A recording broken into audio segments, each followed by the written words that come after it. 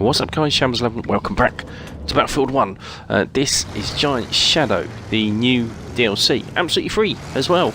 As you can see, we have a brand new map. You may recognise this map, it's actually one of the campaign missions, but rather than just have a big field, we've got a crashed airship, which is pretty cool. So you have this side, we have a little training camp and depot.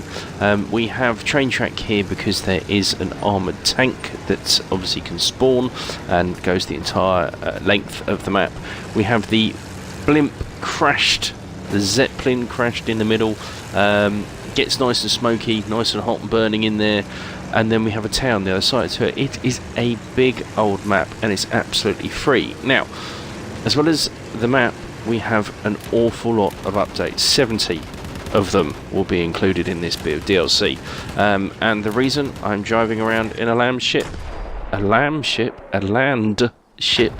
is because they've been buffed. Basically no one was using them, so now they have the same armour as the heavy tank. Obviously you still have your two huge cannons on the side for your teammates.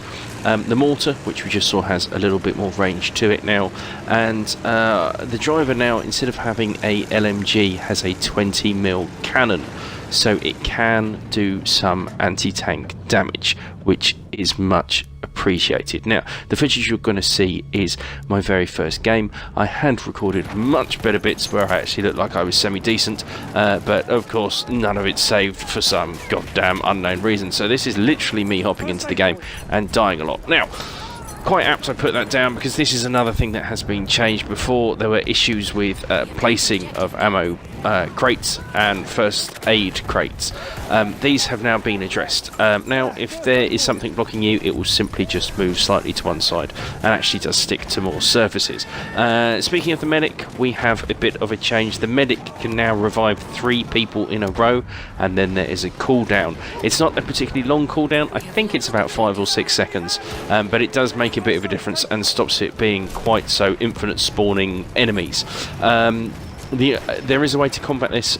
If the medic is next to an ammo crate, they can keep using the syringe as many times as they want. We also have a very welcome addition in we can now sprint out of crouch and prone position, something that caused me issues many a time. I was lying down, want to run away, and I can't. I've got to stand up first straight and then run away, and normally I was dead.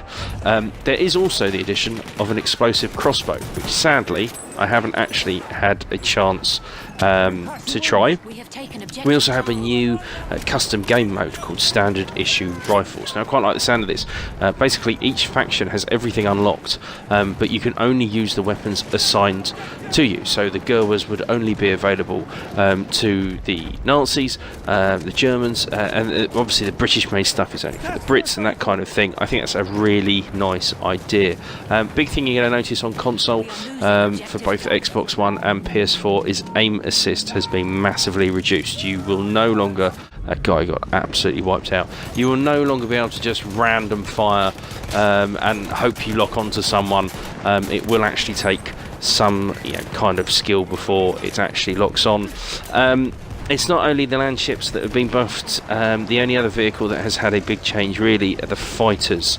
They now have a much better machine gun. They do much more damage versus bombers, and their rocket pods are much faster because people just weren't using them. So now they are meant to be there assisting the team. You can also now use your bayonet when you are out of ammo or indeed reloading. For some reason this wasn't available before, and surely that's the best time to use your bayonet. So now instead of doing a really long reload animation, you can just charge into people and stab them, which is quite welcome. Guns have kind of been changed quite a bit as well. The shotgun, the A10 or the 10A, I forget which way around it is, has been nerfed massively. That used to have a ridiculously long range, and in fact all shotguns have kind of been redone, much more balanced to actually make them feel like shotguns, which is I think quite welcome. And LMGs are changed too. They now do much more damage at close and mid range. There are plenty of other things, but I hope this has intrigued you enough to give it a go. Thanks for watching, till next time.